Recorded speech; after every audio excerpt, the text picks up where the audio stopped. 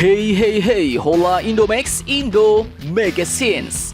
Nah, salah satu kapal perang tercanggih kita saat ini adalah kapal frigat Marta Dinata Class, rancangan perusahaan kapal perang asal negara Belanda yaitu Damen-Skadel Naval Shipbuilding.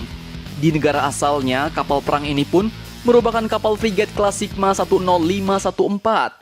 Dan Indonesia pun setelah ini akan lanjut lagi mengadakan lebih banyak kapal frigat untuk pemenuhan standar kekuatan militernya, bos. Dan berita terbarunya kali ini dikutip dari Gens.com. Ternyata untuk proyek kapal frigat selanjutnya, Indonesia pun disebut-sebut telah memilih 4 opsi desain atau 4 desain pilihan baru yang akan masuk dalam program pengadaan kapal lanjutan untuk kapal frigat berpeluru kendali di Indonesia.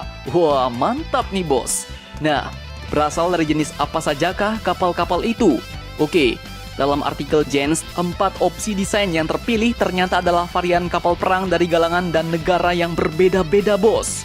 Nah, opsi yang pertama yaitu adalah varian frigat yang disempurnakan dari desain Sigma 10514 dari perusahaan Belanda Damen.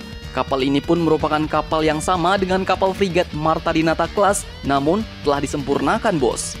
Kemudian desain kedua berasal dari kelas 30 FFM dari pembuat kapal Jepang Mitsui.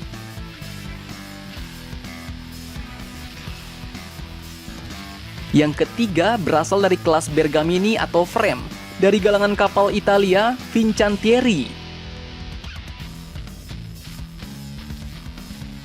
Dan yang keempat adalah desain kapal perang dari Arrowhead 140. Konsep ini pun berasal dari konsorsium yang dipimpin oleh Babcock. Nah, menurut kalian dari 4 opsi ini manakah yang terbaik buat TNI Angkatan Laut, bos? Silahkan tentukan pilihan kalian.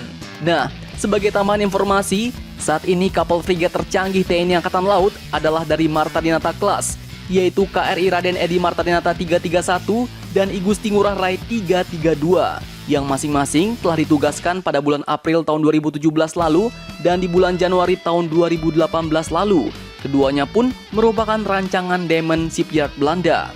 Nah, beberapa bulan setelah kapal kelas 1 ditugaskan, Panglima TNI Jenderal Gatot Nurmantio pun mempelopori program MOD untuk mengevaluasi kinerja kapal dengan tujuan untuk mempercepat pengadaan 3 kapal lanjutan.